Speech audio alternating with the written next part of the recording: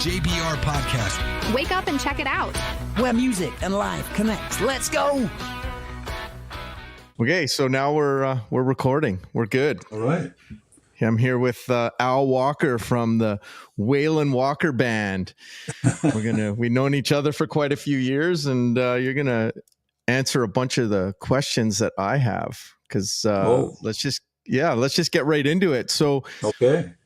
I was a kid when we met, but you had, what was it, late 70s? It was the House Rockers was your first group? Wailin Walker and the House Rockers came up in East Vancouver and living out in Burnaby as well. And, dealing with, I had a motorcycle accident in the late 70s when I was like 21 years old, I had a bike accident and it was pretty bad, but broke both my legs, broke my neck, broke my jaw and all kinds of shit. So got through that and we were riding bikes a lot of Harleys going on in those days when I was about 18 to 24. Before that, we were playing in bands and stuff like that in school and doing that whole bit, and kind of took a break from that and got right into the biker scene. And we were up country. There was about 19 of us or 20 of us, and we were up country, and it was like 1976, something like that, and we pulled into Kelowna. Kelowna was just a tiny little village, and we were basically running the place there with the guys on the west side. All the band guys were living there. Not band guys, but guys on the reserve were living there and all riding. And we were living with them down on the old ferry dock there on the river, on the lake, and just having a great time. And we heard on the jukebox in town at the nightclub, we heard the jukebox came on and the Cars were playing on there. I just, You're All I Want Tonight and everything. We were partying it up there with all the locals and all the gals and everything, having a fine time. And George Thorogood comes on. Never heard him before. We just hear this Move It On Over, right? The big hit, and went, holy shit, that's crazy. So I looked at my buddy Ed, who we rode up together, and he was the drummer in my old band when we were teenagers. And we were doing like Muddy Waters tunes and, I'm ready as anybody can be and stuff like that when we were kids. And I said, Jesus Christ, listen to that. The guy's playing he's playing shuffle blues, man. I mean, that's the shit we used to play when we were kids. When we get back to town, we should start our own band again and get back out there and start playing. So we agreed we were going to do that. He was my old drummer and all that stuff. And so we went for a couple of rides up into the interior. We had Kelowna was kind of our hub, and so we went up, and he ended up going down behind me in a terrible bike accident. And he broke his back and paralyzed himself from the midsection down. So we had to get over that, get him home, and it was terrible. And he's still very much alive, and he's super inspiration to us all. Along with Jim Burns, of course, who's been in the same predicament of sorts as well. These guys just are incredible inspirations to people like you and I, of course, to get in there and do what we do. But Ed wasn't able to be my drummer anymore, so we mourned and helped him get through a situation. But at some point, about a year later, I moved on musically and decided that I would do something. That's how the House Rockers were born. There was always Hound Dog Taylor in the House Rockers. So to take the name, I always felt you had to put your name in front of. So it'd be James Rogers and the House Rockers, Wailin Walker and the House Rockers. But you couldn't just call yourself the House Rockers because that would be sacrilege, right? So that's how Wailin Walker and the House Rockers was born. We put an ad in the Buy and Sell, the old what Craigslist is now used to be a paper called the Buy and Sell, looking for a bass player, and we got a jazz string bass jazz player, Chris Noel, who showed up, And Rex and I had been playing for years, learning all kinds of stuff back when we were like younger. And so him and I were just a natural to get together. So we added Chris, and I love playing in trios, as you probably do as well. And they're just the freedom. It's all about freedom. With me, it's riding motorcycles, playing music. I don't want to be told to turn down. I don't want to be told what to play. I just want, it's freedom and to express what I want to do when I want to do it. So it fit perfectly in with what I was doing. So, but one of the first gigs we got was opening for George Thorogood of all things. After hearing him doing Moving On Over, we ended up opening for him at the Commodore. And that was a good show, went over really well, and that's what kicked everything off all of a sudden. And after that, we just basically became, I don't know, a lot of people use this term loosely, but we became the house band of the Commodore, and we were opening for everybody from Johnny Winter to Stevie Ray to Leslie West to Bryan Adams to Nazareth, Steppenwolf, John Lee Hooker. And that was just with the House Rockers. And then that opened up with the Wailin Demons with Jack Lavin, which opened a whole bunch more. It just got massive. I think we have played, I know I have played in the Commodore at over 75 times. I've played at the Commodore, opening or playing for somebody. And it's funny because the fellow that wrote the book on the Commodore, he also wrote the book on the Clark Park gang, the last gang in town, Aaron Chapman.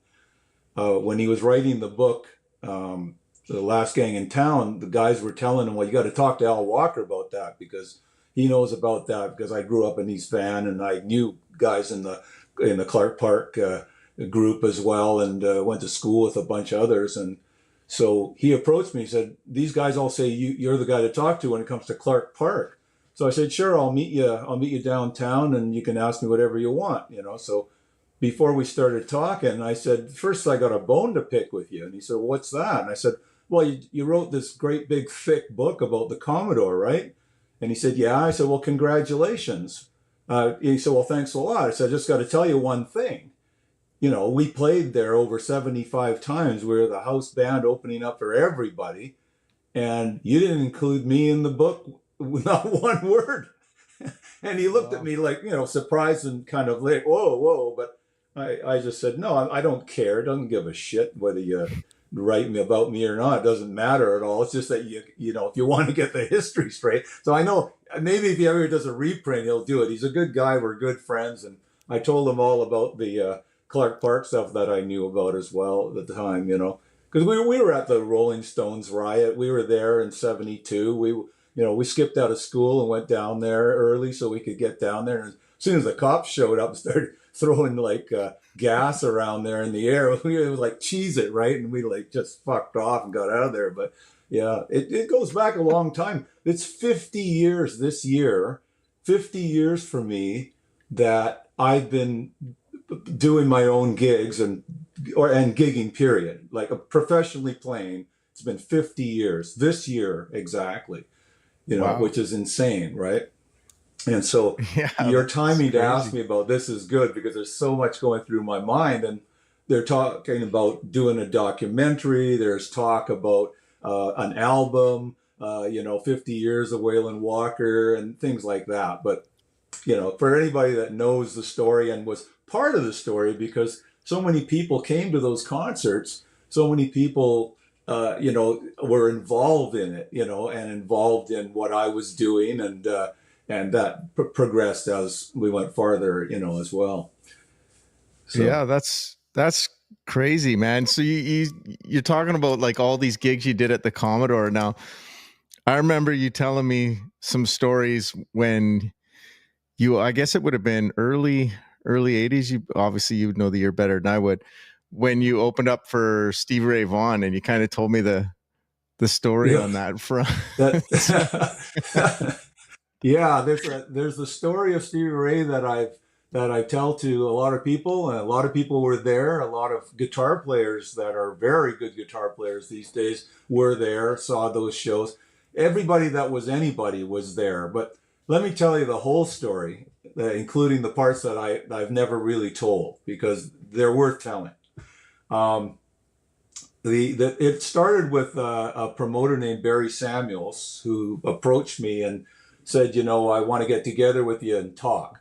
And I said, sure. So we went out for drinks, and he ran down that he wanted to go down to Columbia Records and go down to LA, and I think somewhere in Texas, because what was happening at the time, and I knew this and he knew this, it's that George Thorogood was the guy at the time. Johnny Winter was with Columbia Records and was the big draw, and he was the rock and roll act, but we all knew that he was mainly a killer blues player, and he started doing Rolling Stones covers and stuff, which got him into the rock and roll thing. And all the 70s kids, we wanted rock and roll, of course.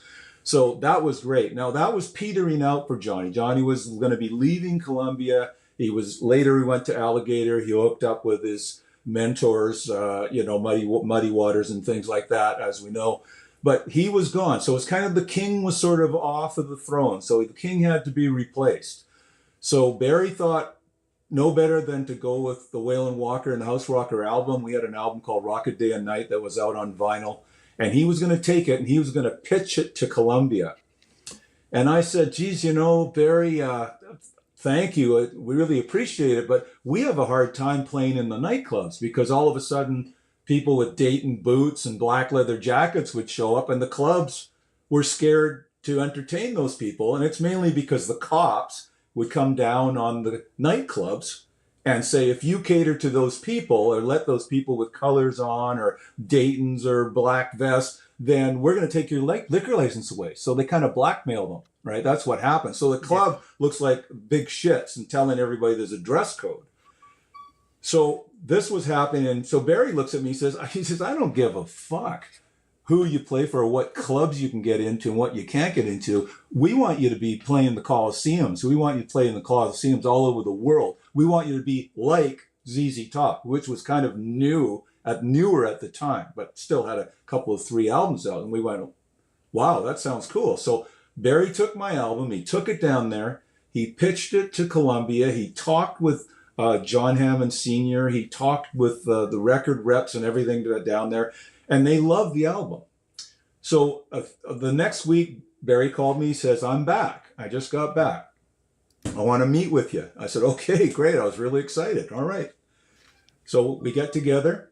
He sits down. He says, okay, here's the deal. They loved your stuff. They really like what you're doing. They really like it a lot. But they're going with this new young guy who just told David Bowie to fuck off. And I went, what?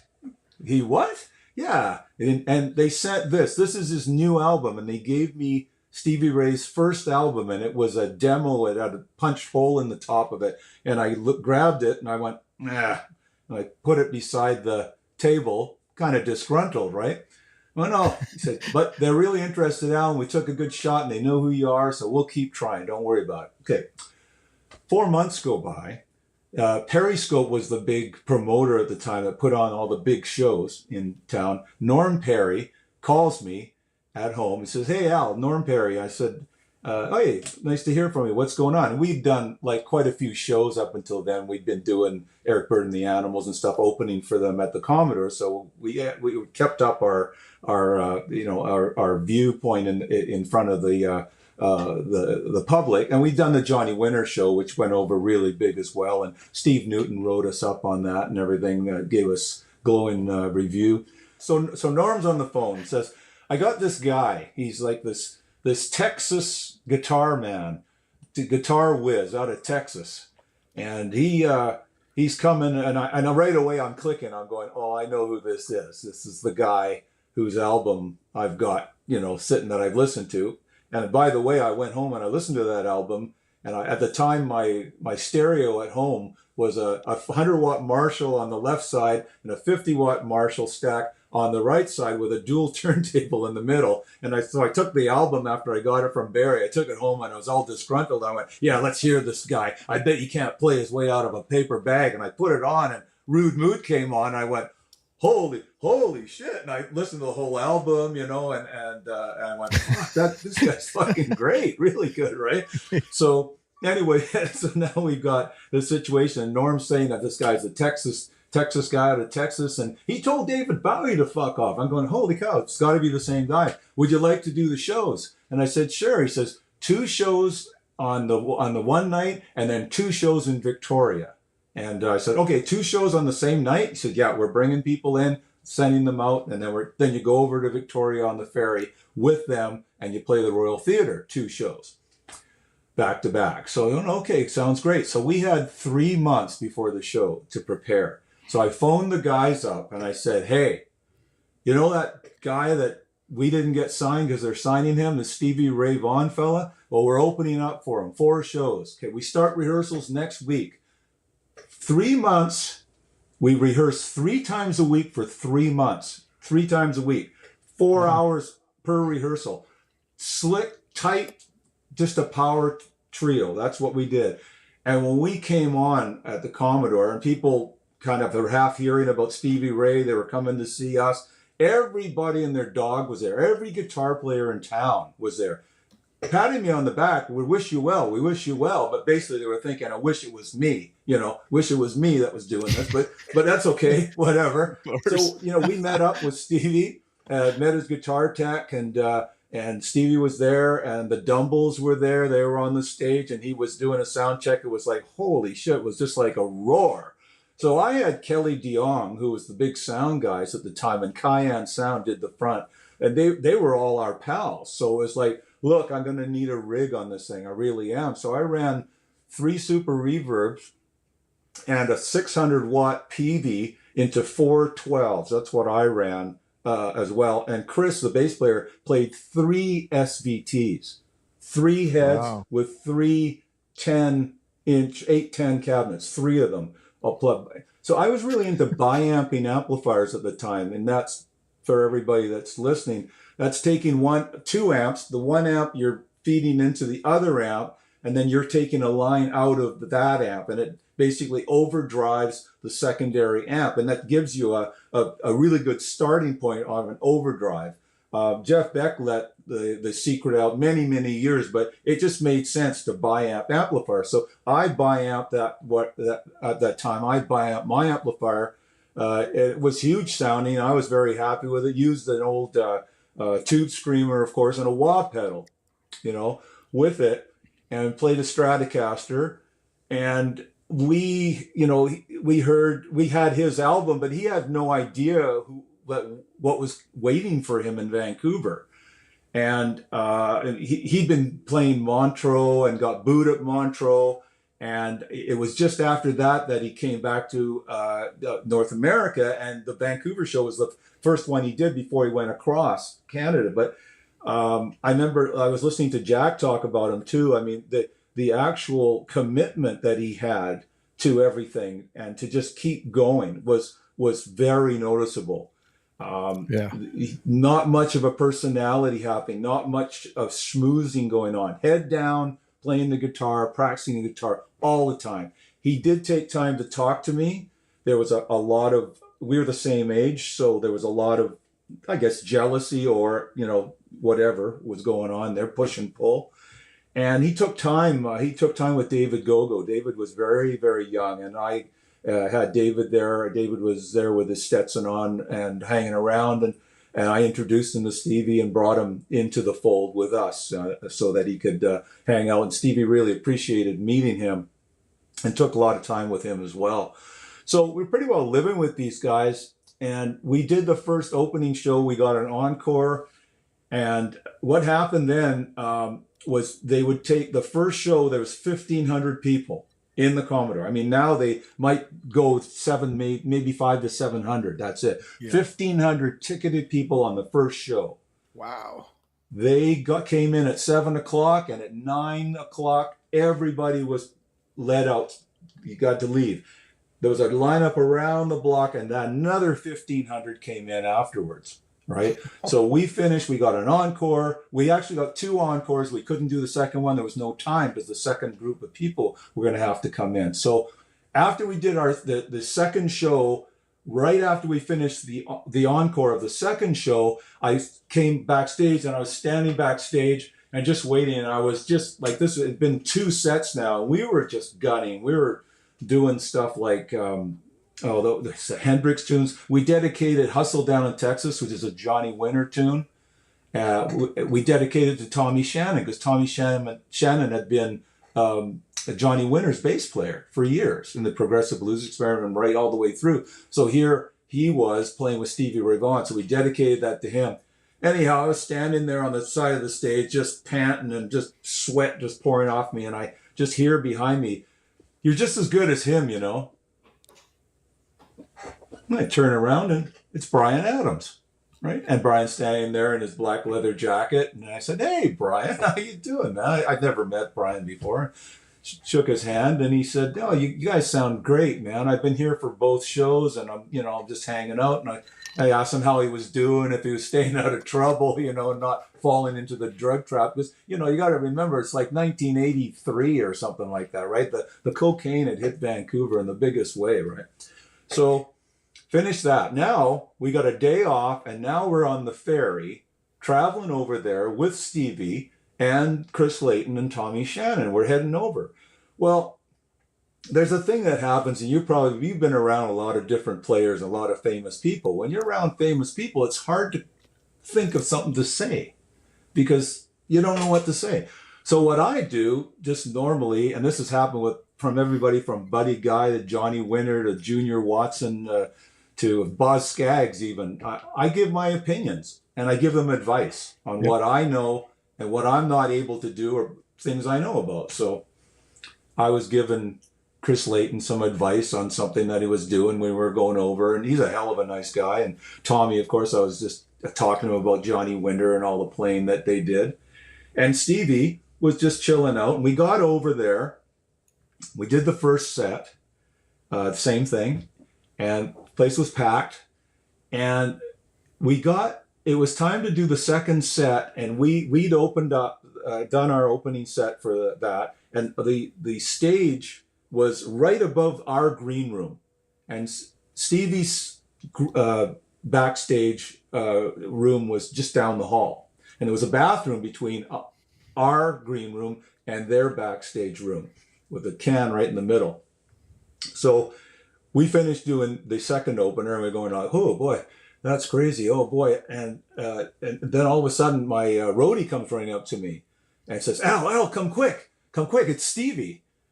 So I said, what? So I come running up, we go in the bathroom, and here's Stevie laying face down with his face in the urinal, like, right by the mint, the mint tablet there and the thing, the Stetson knocked off, his pants covered with water, I guess. And we go, "Jesus Christ, he's down." So we pick him up one on either side. We got him between us and he's just soaking wet. And we take him down the hall and we take him to his, down to the room, their room at the end of the hall. And the road manager takes him in, and I think Chris Layton or Tommy says, "Yeah, okay, we got him, guys. We're going, is he okay? And they go, no problem. They close the door and they push him. We're going like, holy shit, hope he's going to be okay. There's like maybe 900 people in the Royal Theatre sitting up there right now, right? And we're going, holy shit, what are we going to do?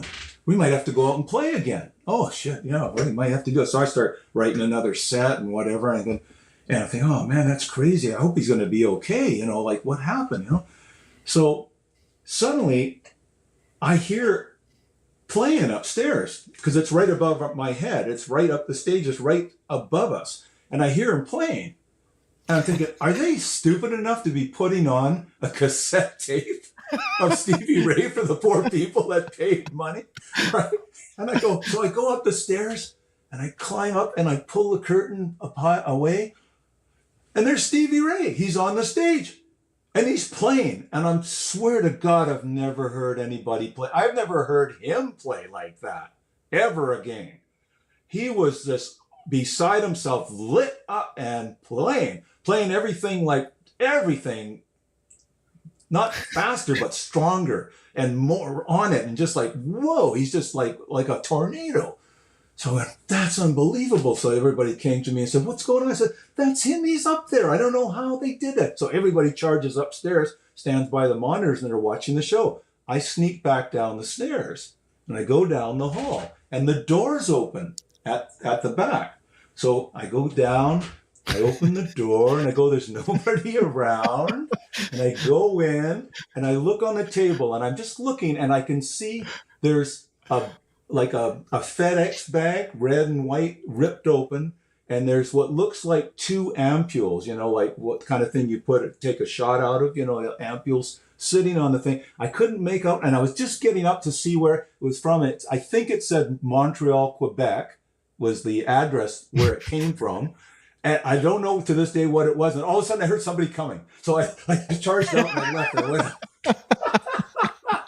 So I don't have any idea what it was. It could have been vitamin C, could have been adrenaline, it could have been insulin. He could have been diabetic. Maybe he was diabetic and he had a diabetic coma.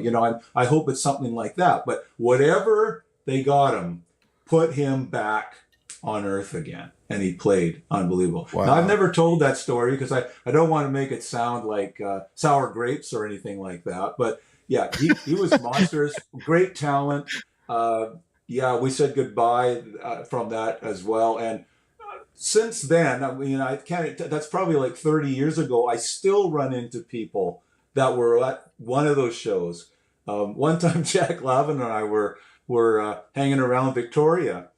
And I think we played somewhere like Harpo's or something. And we were walking, and so the next day we went out on the street in the daytime just to hang out. We walked into this music store, and this young guy that was working at the music store just blurts out, goes, "Hey, you're the guy that opened up for Stevie Ray Vaughan, aren't you?" I'm going like, "Yeah, were you there?" I said, "Yeah, I was there. It was a great show." I said, "Which show did you see?" He said, "I saw the first show." And I said, "Oh, you should have seen the second show. It was like crazy good."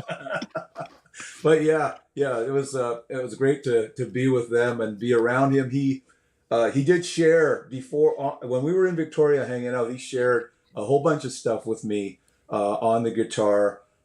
He was just getting ready to do the second album, so he'd been working on Cold Shot, and he was showing me the scrub, how he does the scrub and keeps the scrub going while he changes key, and then he plays solo in between the scrub, And the interesting thing about the scrub that I don't know if you know or anybody else realizes that the scrub doesn't have a key, because he played a lot of songs in E and stuff like that. The scrub is not only resigns itself to E. You scrub. The scrub is the scrub, right? So you can be playing B and scrub and do, and it's you're basically just like a piano player does comps like this. You're scrubbing like that, right? When you're holding the rhythm, especially in a power trio, you kind of have to hold those things together. But what happens is that the beat falls behind if you don't push and stay on top of it. The band will start slowing down because of that, right? Yeah, especially if the drummer follows you.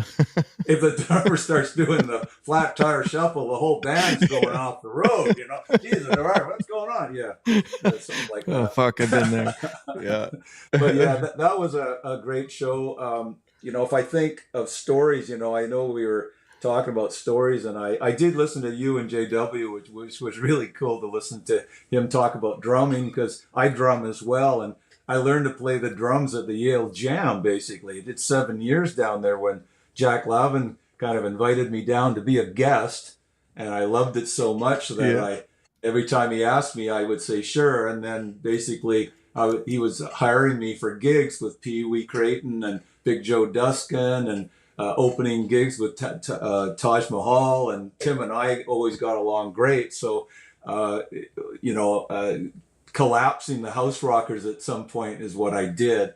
And I went over to play, and then eventually did the Wailin Demons, and Dave Vidal was involved with us. And that's where I learned how to play drums and a lot of other things, because you're constantly backing people and you get thrown into a position. There's no bass player, so get up there. There's no drummer, so get up there. And that went hands in hand with who we were backing at the Yale. 1 minute we were, I was playing drums, and I had Chris Norquist who taught me. I had Al Forsyth, the late Al Forsyth, who taught me. Adam Drake. As soon as these guys knew, Ray Ayotte from Ayotte Drums, he actually gave me a set of drums. He said, "I want you to have these, because I'm sponsoring you, and I want you to have these drums," because I was playing some gigs with Jack on drums, you know, and you'd have Willie McCalder on one side of you, and you'd have Jack on the other side, and you know, Jack on bass, and Jack would always be on the beat, and Willie would kind of stride. And so I'd be between them trying to play. And this was such a learning process because Willie'd be going, pick it up, pick it up, pick it up. And Jack would be going, slow down, slow down. And that's where you learn, I need to lay it down. I'm laying it down, y'all follow me, I'm laying it down. You can't be wishy-washy, right? So you learn that kind of, and I always loved Fido de la Parra of Canned Heat, who I've met through Junior Watson. When Junior was playing with him, I met Fido and talked to him, and Richard Innes, of course, which JW talked about, and on bass, Larry Taylor, of course, Jack Lavin, killer bass player. These are great people to learn from and follow. You know, Bruce O'Neill, who you know well, played with you for years in Texas Storm, right? Yep.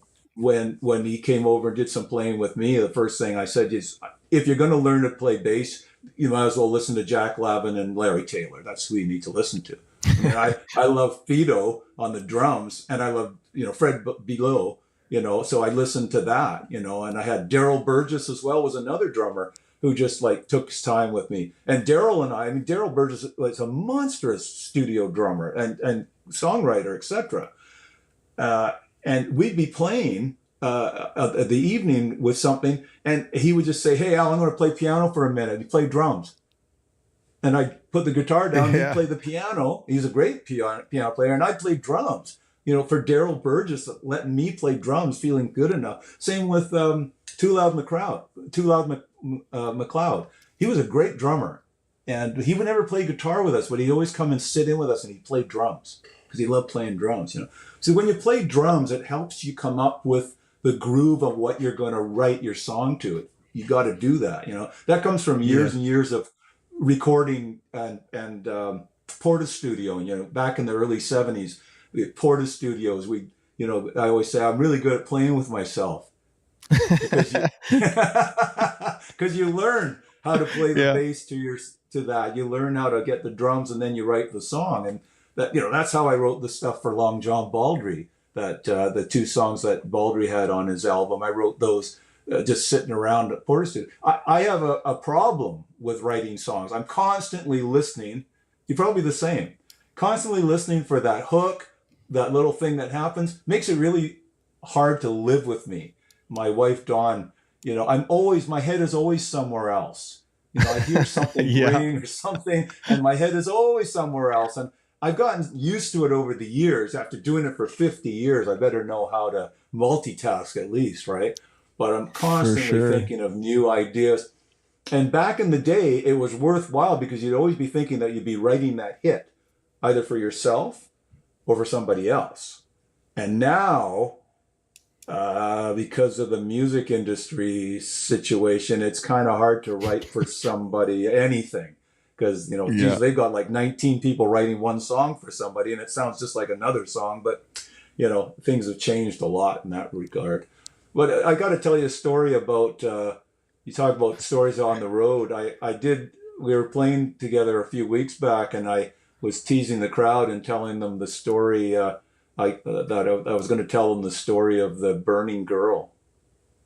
Do you remember that? No, where was that? The burning girl. Was I involved in this? Out the Dudney outside. And I said, I'm going to tell you the story. Maybe I'll tell you the story of the girl who caught on fire. What? Well, we did a thing in 1980. We went up to Boston Bar. My brothers in the Satan's Angels, we all went up there, and we were protesting the helmet law because that's when they were bringing in the helmet law. Up until that time, we didn't have a helmet law. So we all rode up there, and the House Rockers were going to play the music. And so we set up a stage up on the reserve up there on the hill just before Boston Bar, set up the stage, and the evening, you know, everybody got situated. In the evening, we started playing, and we did the first set, and everybody was dancing, and we just had a grass area for dancing. And I had taken up an old helmet of mine, and I thought, well, at the right time, if I get a chance, I'm gonna light it on fire. So, like helmet laws suck, right? Light the helmet on fire. So between the first and second set, I went and I checked the generator, filled the generator up so we had power to run the music, and we were playing. It was about, I don't know, maybe 300 people there or more. Everybody partying away, drinking and getting crazy. Everybody was staying over. Nobody was driving really, but everybody was staying over, and we were going to have, the next day we're going to have the lawyers were going to do the big talk, about, fighting the helmet law. So on the break, I filled the helmet that I brought with gasoline so that it would burn well when I lit it on fire. So when we were, what I didn't realize was that we did the second set, and now it was time for the third set, and the helmet was there. And then just before we started, we played about 3 or 4 songs, and we were doing a song in the nighttime. While we were playing that, I had the helmet sitting there, I had the lighter and everything, and I lit the helmet on fire and I pushed it out. Dun, dun, dun, dun, dun, dun, dun. And I was singing, in the nighttime, that's the right time, that's the right time. And the smoke was billowing across the stage towards Chris, the bass player, billowing, and he couldn't see, and he was getting so frustrated, and the smoke was all in his face, and this thing is burning, and it's a helmet, and it's half full of gasoline. So oh my God, so he can't get out of the way. So one of the road guys comes running and kicks it. Oh no. Kicks it off the stage, right? To help Chris out, kicks it off the stage. And the thing goes whoosh right on this girl who's on the dance floor. She's right on the dance floor, and she goes up in flames.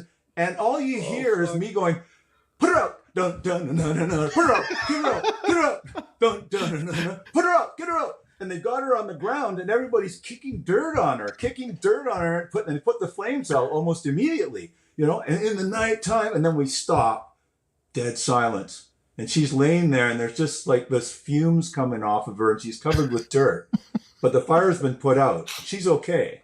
But she went up like a torch. I was right there. She was right there. And she went, whoa, like Johnny Torch, right?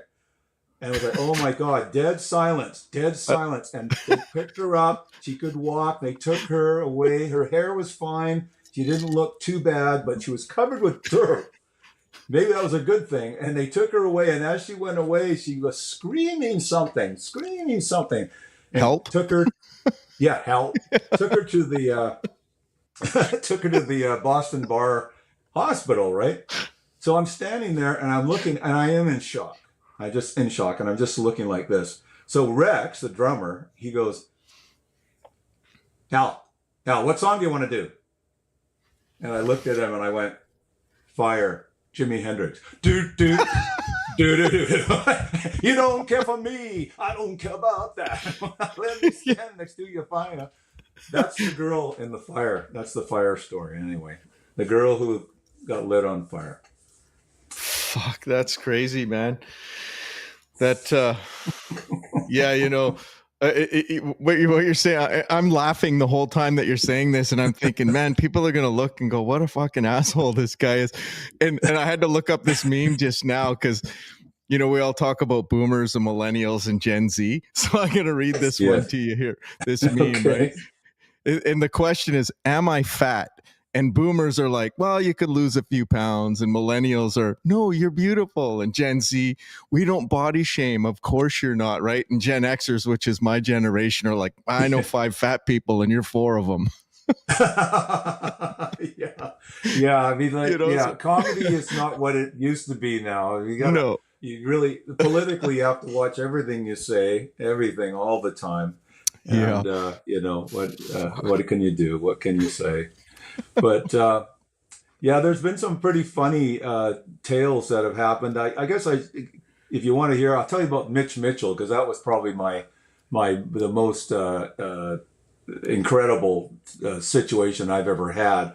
We were opening for Randy Hansen, the Jimi Hendrix impersonator, but Randy goes beyond impersonating because he doesn't just do Purple Haze and all along the Watchtower, as you've probably seen him before. He does things that are like Power to Love and Who Knows and he'll delve. I heard him this one particular. We did 2 shows with him on 2 different nights, and he did 1983 a merman I would be, which is a 23-minute one side, almost a full side of Electric Ladyland, and he did it note for note, right? Wow. Note for note. So it was like, man. So anyway, we opened up for them, and they got on him, and he had a bass player. I think the guy's name's Larry from the Coast to Coast Blues band was on bass. And Randy was doing his Jimi Hendrix part with his, his wig on and everything like that. And the drummer was getting ready, and they started Stone Free. So it was like doom day dun dun dun dun dun dun dun dun dun dun, and the drummer was going like, oh geez, oh he's looking around like, and he's not starting to play. And so then he leaves. He opens the curtains up, and he actually leaves. And Randy's playing the intro to Stone Free, and he's looking around, and he keeps playing, and the bass player's looking, and the drummer's nowhere to be seen. So we're all thinking, and I'm on the side of the stage, right? And right by the monitors on the stage, just off the stage, and I'm watching, and I'm going, the drummer's an idiot. What the fuck's he doing? So I'm watching, and then finally the drummer comes on. He's got these spectacles, and he's putting them on his head like that, and you can't see, and he's going like that, and he comes and he starts playing, going, oh man, that's terrible. They do the song, whatever, do the next song, and after a while I'm going like, that guy is pretty good though. He really is quite good. He's really got the Mitch Mitchell thing down, and then I looked and I went, fuck, that's Mitch Mitchell. It is Mitch Mitchell's fucking playing drums. That's Mitch Mitchell, the original drummer of the Jimi Hendrix Experience, of course. Oh my God. And then they played 1983. Of course, he knew it. Fuck, he was the guy who played on it, right? So I couldn't wait till between that show, and then we were going to play the next night. It wasn't 2 shows in a row. So I went there and I said, oh, Mitch. And he said, so Mitch said to me, you guys are fantastic. I love you guys, in his English accent.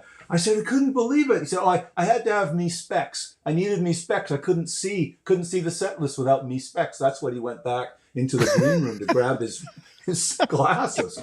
So, man, I can't believe it. This is fucking unbelievable. So we yacked. He was, just getting tired. And I said, well, look, tomorrow, what are you doing tomorrow? Because, I got a jam session at the Yale, but I can get out of that probably. You want to go for lunch and hang? He said, yeah, sure. So I said, I'll meet you here at 12 o'clock, noon. So I called Jack and I said, hey, bud, I got this opportunity. I can't make the jam tomorrow. I got this thing. And Jack said, hey, no problem. Go for it. Do your thing. So I got there at noon, picked him up. We went out for a quick lunch, and we sat and talked for 7 hours, me and Mitch. Wow. And while we were talking, I don't have the guitar here. It's packed away. But while we talked, he had an ice pick, and he carved his name in the back of my Stratocaster. I got a 69 cream Stratocaster, just like the one Hendrix played at Woodstock. And he just like chiseled his name, Mitch Mitchell, into the back as we talked, right? And he had just finished the manuscript for his book, which was about Jimmy dying as well as other things, because he was really unhappy about what happened and how that happened. And when they brought him out and they laid him on his back, and he basically threw up and then choked on it. And the regular, the formal way to deal with somebody when they have been vomiting is to always lay them on their side so that they can expel and not choke laying down. And Hendrix was just put on his back. Among other things, he was very politically driven to do something about that and about their manager and all the things that have come out since. And the coolest thing that he told me about, that I remember, because there was a lot. We talked about, just drumming and his main influences and everything like that. And the biggest thing that came from that was talking about the recording of Cry of Love, the final album that came out after Hendrix passed away. It came out after he was dead. And that's what he'd been working on when he died. So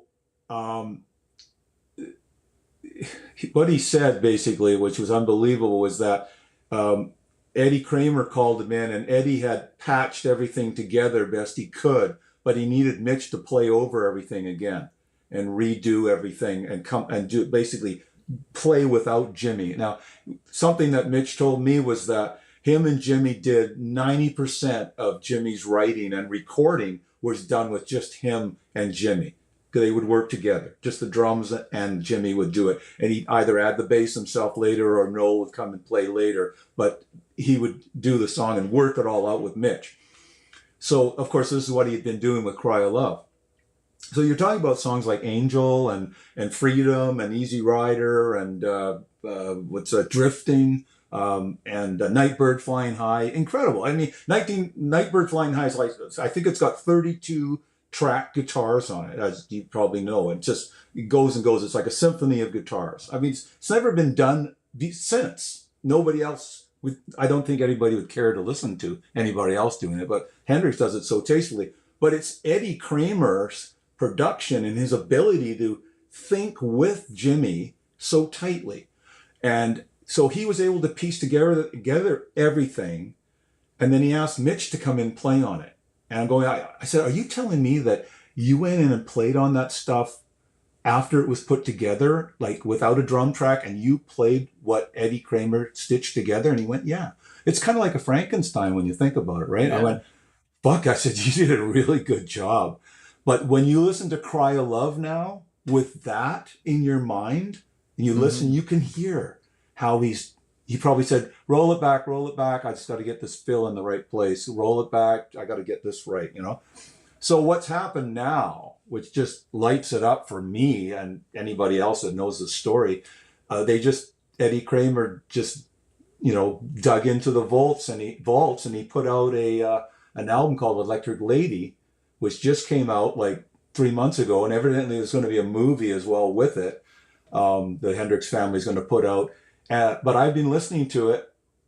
My son hit me to it, and it's on Spotify, and you can listen to it. And it's got all the tracks from Cry of Love, stuff that's been put together, stuff that hasn't been put together, and you can listen to it. Now you can listen to the demos and everything along with that, and it's unbelievable for me to listen to it because it's Mitch talking. It's just like, to me, it's just like, oh my God, this is what he was dealing with. Oh, listen to Drifting right here. This is a different bridge section, right? They spliced this, they chopped this, they moved it together. And now you can see the genius of Eddie Kramer as he took that tape and he spliced it and made the songs knowing what Jimmy wanted in a song like Angel or Drifting, right? So it's pretty amazing from a production standpoint to listen to that. And that's what makes that album just phenomenal to listen to. For sure. Especially in that era when it wasn't as easy to it was all do physical some of that work. It wasn't exactly. Cut and paste. It was cut and paste. Like literally razor blade. Barrett do that, right? Yeah, with the razor blades stuff and shit. Yeah, it's razor crazy. Blades, exactly. Yeah. Funny deal. So tell us, I was going over your website here and looking, like you just got miles of guys that you've played with, and you've mentioned a few of them, and one of them well known in the area and internationally, Jerry Doucette. Yeah. Oh, nothing but tales for road tales like crazy. 10 years from 2008 to 2018, toured extensively with Jerry, and a lot of great things because Jerry encapsulates the joy of music and the misery of the business. The story of Jerry Doucette is unbelievable, what that man went through and what he did. And I played with him, like I say, for 10 years, James, and that man, he never made an error. He never slipped up once. He always played like on his game all the time. And I always chased him. There was times when the two of us would just battle. Paul Kite can tell you the same thing. Just never dropped, always played the things. And there's things that he does that he's told me numerous times how he did and how he picks. There's a down, up, down, down, down, up, down, up thing in the picking thing that he does, which you can hear in all kinds of his solos. The songwriting's killer. His voice was always there. He had a lot of anxiety before he played. Once he was playing, just like that. talk people with a just instant talk with people on the stage, talk from the stage, have everybody laughing, relaxed, get off the stage, do what he has to do, sign autographs, and then the next day back into the anxiety again until it's time to play again. So, you know, the story of Jerry Doucette is the one that we all should know. And I don't know if we'll ever run into it anymore with the way the music scene is now, but you know, in a nutshell, a man has a number one song on the radio being played coast to coast. I always call it dropping the 49th parallel, which many Canadian artists never do. And they were down there. They had a tour with the Doobie Brothers all set up to go ahead in 1977, and had a manager, everything. They were on the same label as Heart. Well, look where Heart ended up. Jerry Doucette his album was coming out at the same time. I think their album was in the same warehouse, and all ready to go, all systems ready to fire. And Shelley, their manager, died of a heart attack. Fuck. And terrible thing that Shelley passed away. Everybody grieved, and then they went back to business. They didn't have anybody to do what needed to be done, so they got somebody else in there. That guy dropped the ball and I think absconded, possibly stole something, but dropped the ball one way or the other. Jerry picked the ball up, tried to do it himself. And from that point, he didn't really trust anybody, and he had no reason to trust anybody. And from there, you know, that's the story right from there. A man that had it all and then just this thing that was out of his control happens. And he's just a genius of a songwriter and a genius of a guitar player and singer, and this happens, right? So, I've known Jerry for a long time. We played Angel Acres together. He played with Danny Tripper for years, and we hung out all the time. Always had nice things to say to one another. Always respected the man. And then it just came up that we were looking for a guitar player, and Marco was playing drums with him, so Marco said, "Would you want to do it?" And I said, "Sure, what the hell?" So Jerry said, "Are you sure you want to do it? You got your own band and everything going on. You know, you're Wailin Walker." And I said, "No, let's do it." So I got in there, and boy, I had a gas. And we were, I got to play in Toronto and all in Ontario and Winnipeg and stuff, and people would be coming up and wanting autographs, of course, from Jerry, and then they'd be going, no, I want Al Walker's autograph. I'd be like, really? You know who I am?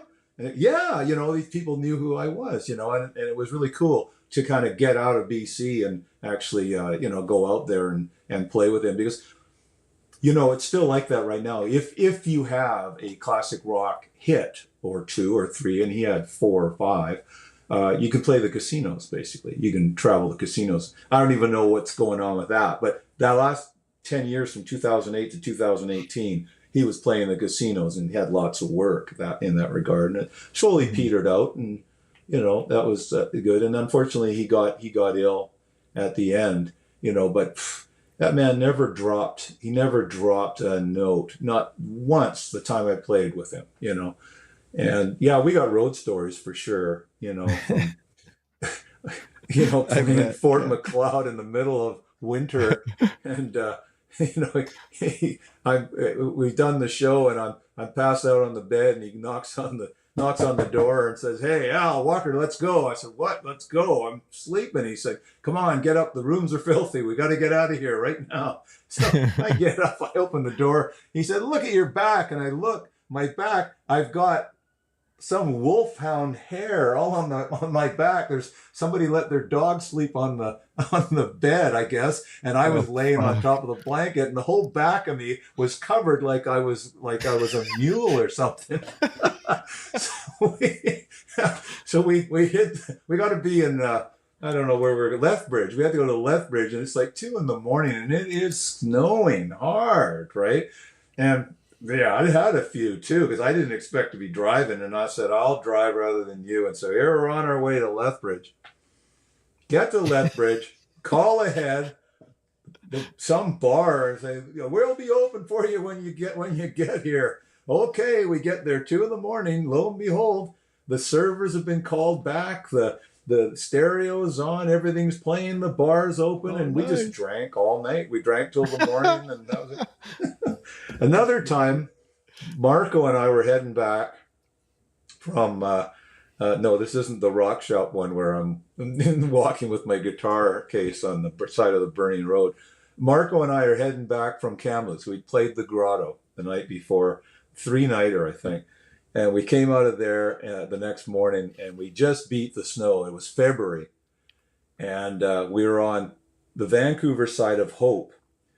And blasting along, just, going along at about 80 clicks and 90 clicks maybe. And I'm in my Ford Explorer, and we're blasting along and just driving along talking and everything. And then on the opposite road, going the other way on the freeway, this guy must have hit, it's raining like crazy, by the way, just pouring rain. He must have hydroplaned, hit a big puddle. And he was in a 240Z. And there was a median between us, quite a big median of grass between us and the other road. And we were coming along, and we looked, and we're going along like this. And this guy is cutting across the grass. He's lost control, and he's plowing into the median. And it's shooting up like grass and turf. It's just shooting up from the car. And he's doing about 100K. And he's just coming right at us, and we're going, and I'm accelerating. I'm starting to move out to the fog lane a bit, but I'm accelerating. The car's going as fast as it can. I got it matted. I'm holding it. And then when his car's halfway through the median, it flips over onto the roof. It goes 180 right on the roof, and now it's coming upside down towards us. Ah, shit! And we go, and I'm waiting for him to hit our back and spin us. And we just go, oh, boom. We'll keep going. He missed us. Oh, shit. Holy shit. I look at Marco. I said, you think we should stop? And Marco goes, fuck no. So we keep on going. We get back. And I get back. And I still have that same vehicle. I still drive that vehicle, and it's got a big hole in the grill, and it's got scratches from all the turf and the shit that got blown up, and that just missed us. He just missed our tail, and he would have spun us for sure if he hit us. T-boned it, it would have been worse, right? We would have rolled for sure. So we beat that. And we've been through numerous other close incidents, driving incidents, Marco and I. One time we were on the Malahat, and we were going from Victoria up to Drunken Duncan to play. And we're coming up the Malahat, and the guy coming the other way lost control and went in front of me, and the guy in front of us lost control and went across, and they missed each other and went around us, and the guy that came at us, he went into the ditch, and we went right through the middle of them. It's like, what? And I said to Marco at that time too, it was about 2 years before, I said, should we stop? And Marco went, fuck no. So don't even ask Marco. He'll his answer right away. Yeah. And I totally agreed with him too. Anyway, 4 months later, I decided, I should really get a claim on my car, because that wasn't my fault, right? That wasn't my fault. I should be able to get my car fixed, right? So I phoned up ICBC, and I told them, I said, yeah, it was mid-February. It was raining. It was the 3rd week of February. 4 months ago. And she looks it up, and she said, oh, okay, well, I don't think you're covered. I said, well, I should be, because it wasn't my fault. She said, yeah, but the damage, you've got damage. I said, yeah, I know I've got damage, but I didn't do it. But she said, yeah, but who did? I said, well, this other car, he did it. Well, there's been no report, so you don't really have a claim. You have to pay the deductible. I said, no, I don't. It's not my fault. So I fell into that zone of weirdness right there. Anyway, she goes, oh my God. I said, what? Oh, well, there's critical injury here. What? Oh, I said, what happened? Well, he died. I said, really? He said, yeah. Yeah, he went over the, there's an overpass there. He went down the overpass, and then he hit, and he passed away. Holy shit. Oh. I mean, I thought, well, he almost killed me, so I don't know, but maybe it wasn't his fault. It was speeding or something. But anyways, yeah, that's the end of that one. So, literally, yeah, Yeah, the life on the road, Fuck. man. You were Yeah, saying, when you were out with Russell, you guys totaled one, right? yeah, a couple And times. it happens. You got to be at somewhere the next morning to do a show, and there's no getting away from it. When you got to travel like that, you got to get going. Yeah, it's I'll tell you legitimately a funny story. Sorry. No, I was saying, yeah, like legitimately the show must go on. The first time I had just joined with Russell, and I remember my dad was like, okay, well, take care of him. And it was literally the first tour. We were starting in Fernie, and we rolled the van in Grand Forks and Oh, wrote the fucking thing off. And we wound up in there's four of us. So we wound up in it. No gear was broken except for some of his basses. So we were like, okay, this is an omen. I'm not going to quit the band because I was ready to go home. right, right. And we rented a 3-seater pickup truck, threw all the shit in the back of a pickup truck, and the four of us crammed in there and drove from Grand Forks to Fernie, which was, I don't know, another 5 or 6 hours. And then we played 14 straight nights and had a hotel room with like a sink and no windows. And I Oh, thought, and I was 19, I was like, what the fuck am I getting into? yeah. You'd Well, you think I got would this have to show quit. for a big handful of cash. Yeah, 86 was my exactly. biggest year, 1986 for Doe, because Expo was on, of course. Yeah. But beyond that, it was like we had every day for 16 weeks. The Fairview was 6 nights, and the Yale was 7 nights. You basically just move in, and your first night was just going over some new material. The Tuesday was an easy night. Wednesday, you're getting ready, and then Thursday you're starting getting ready for Friday, and Saturday's the big night, and then it's Sunday, jam time. But just in '86, it was crazy because we do. I was working too. We had a shop, 64 employees, so I was working in the daytime, and that was busy because of Expo. All the work, we were involved in the printing industry, so that was crazy. Get off at like 3:30. Go down for 4 o'clock with Joe Duskin for an hour with Jack and Chris Norquist. Play with Joe Duskin down there, and then the Irish Rovers had a place where they were making all that money at the Irish pub at Expo, and I don't know what they were doing exactly, but they had another place down called the Robson Street Grill, and that was down at the foot of Yeah. Robson, and it was open at night, and then they paid us to come in there at like 1 in the morning until 4 in the morning to play there, and we did that for, I know, 16 weeks straight, Wow. every single day. I mean, I'd come in the lamplighter was involved, and it was 7 nights. I'd come into work and I'd be walking up the stairs and just holding on to the rail and just looking up and going, "Oh God, just let me get through the day. I promise I won't do this again. Just get through it." And then you get your steam back and have a nap, and then you do it again. But I always remember it was 86,000 clear cash that I made in 1986, just from music at all. Bought a lot of Marshalls and a lot of Fender amps and guitars and stuff like that, and then wrote off all the expenses against it, of course, because you've got that to do, because it's all legitimate expense of eating, because you're living it, right? But Legitimate. legitimate theft of my money from the tax man. But yeah, it's fun to think back about all these tales. I don't know. There must be some other ones here. I told you about the Bruce Iglar coming up to us.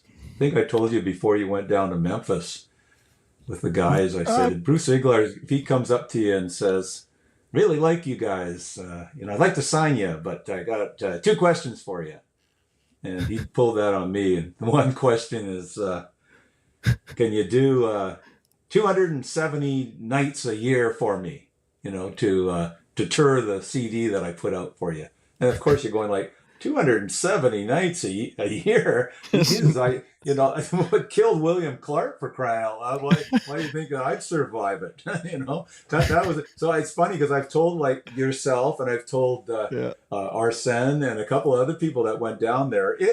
Bruce Iglar is going to come and he's going to say this to it. And when he does, and he says it to you, and he asks you, you look him right in the eye and you say, "Yes, I will. I'm ready to do 280 nights a year. Let's do it. Put your money where your mouth is. Come on, Bruce." Yeah, exactly. It's hilarious. A good guy and everything. He phoned me when The Devil Made Me Play It came out. We just were negotiating with Double Trouble out of the Netherlands to take it on, and glad we did. Actually, they did really good by us. And then he came on there. And then when I put out Buzzsaw Boogie, we had a song in there called "While You're Down There, Do Something Nice for Me." And he had an artist that had the same name song, and he was threatening me that it was the same song. And I said, it's not. Your title just coincidentally is the same, but it's definitely not the same song, you know. So those are my two run-ins with Bruce. Hilarious. Done a lot for the blues, so I've got nothing but praise for him, you know, for what he's done for the industry as well. What are your thoughts? What are your thoughts on the state of the industry? I know we've talked like things are a bit different, and you know, you what you're making in '86 at that time could almost buy you a house just in the 1 year, which would be in like making $1 million this year. Yeah, you know, yeah, it's insane. The biggest thing that I have to say about the music industry is outside of the fact that streaming doesn't make any money, and we can all attest to that. But it's hard to sell songs now, like I was talking about earlier.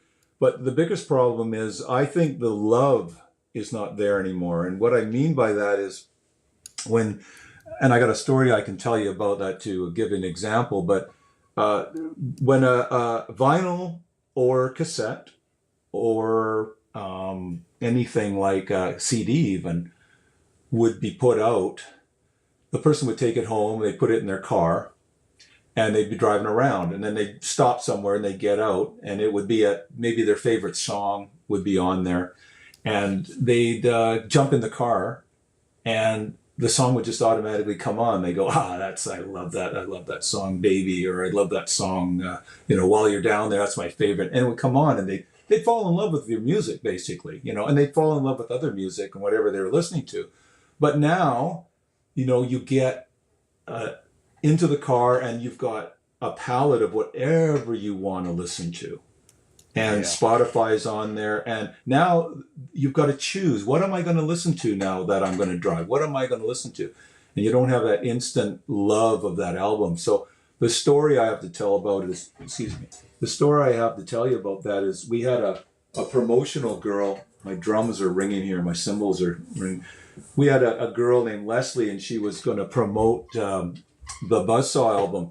And the owner of the record company had been phoning her 3 or 4 times and asking her, what's going on with, the promotion of Wailin Walker? And she said, I've got the CD sitting on my desk, but I haven't had a chance to listen to it. It's just been sitting there. And he said, well, when are you going to listen to it? Well, I've got other stuff to do, and I'm just not into it right now. You know, I said, well, we're going to pay you $2,000. The record man exec said. She said, well, I'll try to get to it. And it sat there for 6 months, and finally she phoned him up and said, oh my God, she said, I was cleaning some stuff off of my desk, and I was going to clean my office as well, and I found the CD that you sent me like 5 months ago, and I threw it in the player while I cleaned up my office.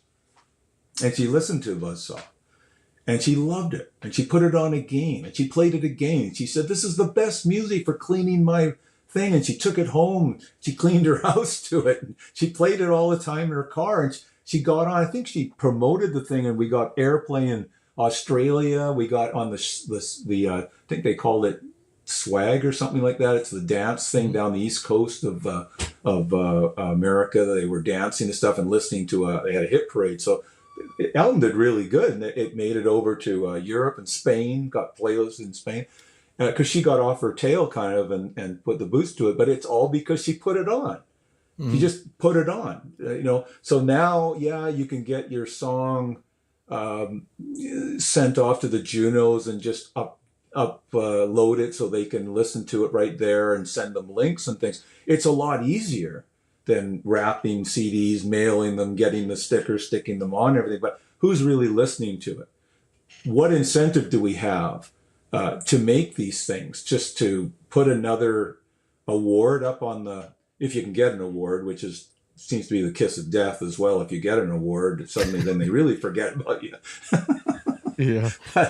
I've never had an award outside of people patting me on the back, which is nice, But yeah, I think the state of the music industry is quite poor, and I'm glad to be still playing. It's the reason why we're doing our own gigs. I mean, after 50 years, I'm still doing my own gigs, putting on my own promotions, because it's kind of like where I see it. I get to play what I want to, and I get to play it for the people that want to hear it. Which is what JW was talking about too. There's something in that. We want to play the big places to a lot of people and get our music out there. But when I think of the love of the music is really probably the biggest thing that bothers me. It's just not there. I had a lady the other day, I gave her a CD like that. She went, "Oh, sorry." She gave it back to me. She said, "I don't have a CD player." I thought, well, what? Use it as a Frisbee then. Make it a coaster or something, but don't insult me by, I spent 9 months making this and you're just going to hand it back to me because, it doesn't make any sense. So in a way, I hope CDs come back one day so that we have CDs. I know vinyl's trying to make its way back, Yeah. But, music seems to have there's no value in it anymore. People don't, it's everywhere. And like you say, you stream and people's it's like ADHD, you can't turn on the radio and hear anything but the same 12 songs, but then you go to Spotify and there's 12 billion songs. You don't know what it's like. I find it when I want to watch I find time to watch a movie and I'm like, hey, I'm going to watch a movie. What do I want to watch? I turn on Netflix and 45 minutes later, I still haven't found a fucking show. And I'm like, well, I don't have time to watch a show now. I didn't even watch anything but click through shit. Right. It's true. Yeah. I think it's true. Totally and your time is just as important as it always was. It's, we run out of time. I started out this morning, and before I knew it, it was 5 minutes to 5, and we were going to start talking. So you're gunning to get through the day. But it's still, still a pleasure to play. And I'm looking back now, with the COVID bullshit that happened and stuff. I really had to we all did. We all are sitting back and looking at things differently, and got a lot of critical thinking. And I know a lot of my musician friends are critical thinkers, and it's because of learning music. When we learn licks or learn to play another instrument or learn to sing the words or remember the words of songs and repeat things over and over again to get the lick or whatever you're learning, that makes us think critically, because you're trying to learn, you're trying to listen to something and focus on it and see what's going on there. That has permeated the rest of my things, from wrenching on cars to riding motorcycle to just having relations with my spouse, fixing things around the house, everything that I do. So I'm a stock trader. I do that. Any business relations that I still have, the way I ran my business, it was the same thing. I ran my business just as if I was taking care of learning, writing a set list for tomorrow night's gig. Right order, right song, right feel, put it in place, It's like music, that statement about music and the savage beast. Music soothes the savage beast. It definitely soothes me, because I'm at my best when I'm entertaining people, because I love entertaining, I love playing. I feel good when I see people dancing and breaking the bar records, people going off with sprained wrists from shoveling beer because they can't get out to the people soon enough. That makes me happy. I love seeing people having a good time, and that's when I feel the best. When I don't play for a while, it comes out in me, because my other way is, I'm an East Vancouver guy, and I get pissed off with shit, right? But if I'm playing, I get to burn off the energy and I feel good, So that I'm a better person because of music. There's no doubt about it. So I have to keep playing somehow. Yeah. And doing our own VIP club that we started helps do that, to keep it around so that we can do stuff like that. Yeah, for sure. And you're going to be a guest of ours, as a matter of fact. I am, and by the time people are watching this, that the show's going to be tomorrow. But for us, right. it's like next week. But yeah, I can totally relate, because when COVID hit, I kind of said to myself, you know what? I found myself in a position working business wise and a bit of a computer geek in many senses. I was like, man, I don't need music to survive. My whole life, I'd kind of, tried to make money and made money with music. And then I thought, fuck it. It was so political and everything was so crazy that I was kind of like, I don't even care if I play again. And now that we've kind of come out of that, like my conversation with J-Dub and now with yourself was like, yeah, we promote our own things. And, we've all done those shows for big crowds and stuff. And sometimes I find it's way more enjoyable when I'm in a small, intimate pub and it's packed because it only holds 40 people, but there's like 50 or 60 people there. And it's just like seems like a crazy shit show, but it's fun. And the people that are there love it. I'd rather play for 40 people that are so into it than 500 people that are like tuned out.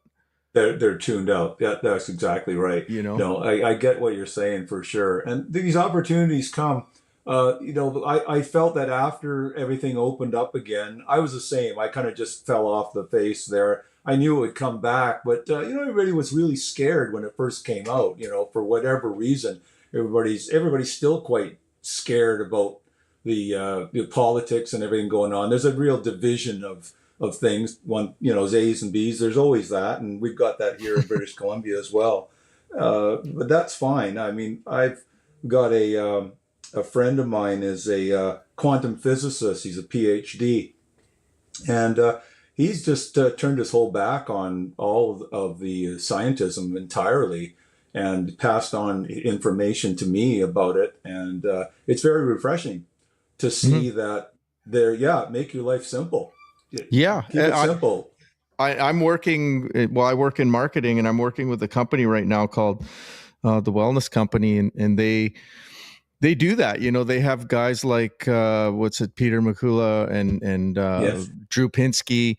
These guys that kind of went against some of the mainstream narrative of how things go, and it's a supplement company, and it does very, very well for itself. It just gives people the options that they want to do. And we've had our offline discussions on all these kind of things, which is great. But our clock is running thin right now. But I'm on your site here, so for those watching, I know we have a gig on November 9th, which for us right now at this recording is in a week. WailinWalker.com is your website, and there's a calendar link there, which we do see our event, but that's where you put all your events. People can buy your music if they buy music these days. Everything's there at WailinWalker.com. They can buy the music, and they can VIP club. They can sign up and be notified to the next dance. We try to do 4 dances a year. This is the first year we've done it, and this will be the 4th dance for this year. It's been very successful. We're still looking for the right charity to donate to, which will happen. I've had a couple. I really like the idea of that drug. I got a charity for you. Oh yeah. Oh look, James I just put. Rogers? Yeah, it's to help James get a brand new Ferrari fund. Oh, good. I'll put you on the list with all the others. I got this. Hold on a sec. I got this weird fucking camera that, like, I put my hand up and then it like changes. It focuses on you. Oh yeah, it totally focuses on me. Weird. So now, like, you can see me turning around here. I got a little controller on it. I'm trying to be high tech, but I can't move. Still. I can't wave around. I don't even know if I can say that word anymore. Oh, you can't say anything like that anymore. But maybe that's a good thing. I might have to edit that out if I've got time. It's so weird. It's like, I forget what I was going to say, but anyway, it's we got to get together again. I wanted to tell you about my dad and all the stuff he did in South Africa when he was a talent scout for Decca back in 1955 and 54. He was doing he was a talent scout, and he came along and was inspired and found the guy who did a song called Mboobi, which turned into The Lion Sleeps Tonight. He got sent to London. Anyway, so yeah, just a whole bunch of older stuff we can talk about another time for sure. Yeah, I like the way Jack Lavin ran everything down. He gave you the chronological here's my life chronologically. basically right here, right? You know, Yeah. and I well, thought, Jesus, you didn't even talk about Otis Rush. You didn't even talk about us playing with Otis Rush, and I haven't talked about him either. Isn't I that weird? know. I haven't mentioned him at all. It Well, was probably the biggest highlight of both of our careers. and that's good to know because, like I told Jack, I said we'll do it again. Like Yeah, it doesn't have to be a one and done, right? Like there's so many more no, things to talk about, and we could have a 10-hour podcast I know. just because Once it there is so loosened, much.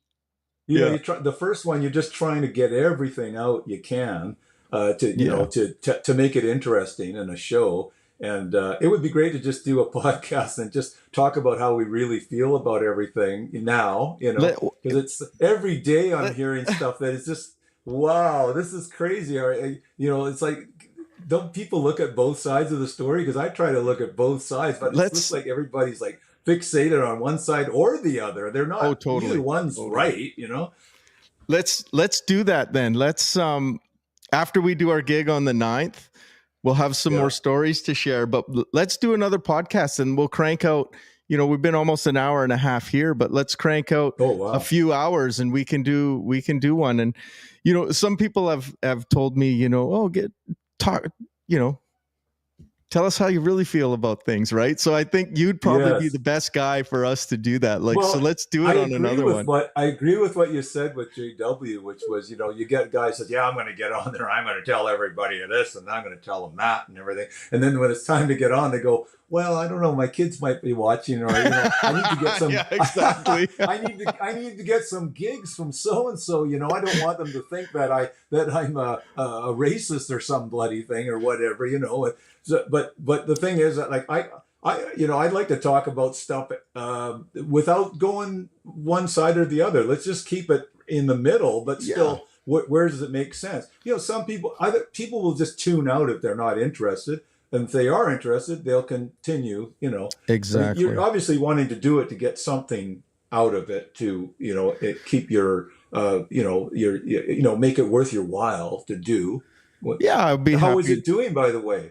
How are you doing? Yeah, the podcast is doing good. It YouTube kind of throws its traffic in spurts and things like that, and things aren't really monetized. I'm talking with some people behind the scenes on maybe how to make that happen. Right now, I'd be happy if I could break even with what it costs me to have some of the softwares and the tools and things to kind of quickly do this. I always wanted to do a podcast, and years ago I didn't because, you would do a recording like this for an hour or two and it would take me an entire week of full-time work just to edit it together. But now there's technology with AI where, I can record this podcast and I can throw it together pretty quickly and get it out the door, essentially.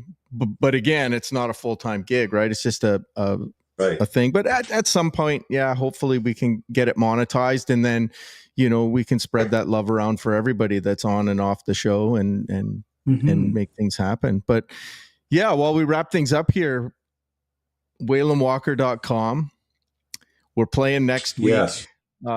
At the Club 240, where you're doing 4 shows a year now. So go to WailinWalker.com, sign up to the VIP club, and stay tuned for that. You're still doing some shows, so you're getting back into the game a bit more, myself. So I think this whole post-COVID thing, and we'll get on here maybe if you got time, even if it's before Christmas, we can get back on and have a few pops on the show. And maybe we'll even try and do the first one where we do it in person. We can set up and just sit face to face over some drinks and just talk over some drinks. Talk. Yeah.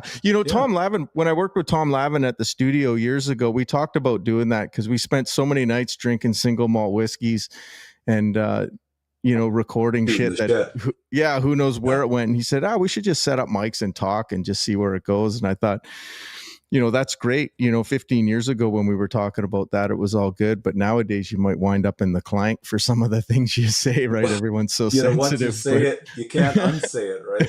It's there. But it's like I've gone through being locked down and kind of pissed off, and then got through that and kind of got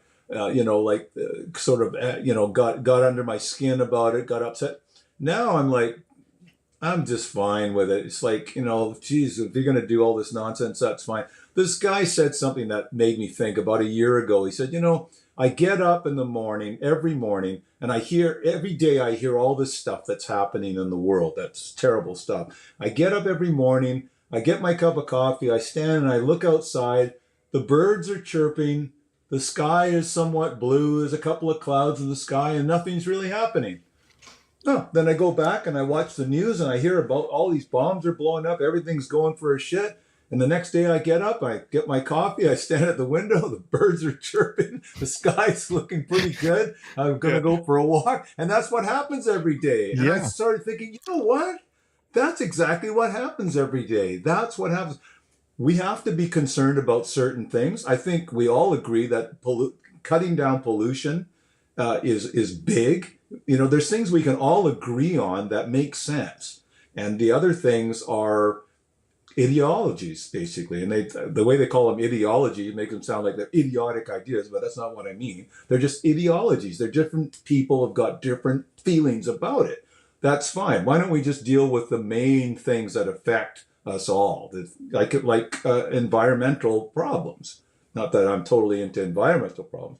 Exactly. Money. I was just listening today of where the government's spending money. You wouldn't believe what they're spending money on. The Taxpayers Association goes through and shows you what the government's been spending money on.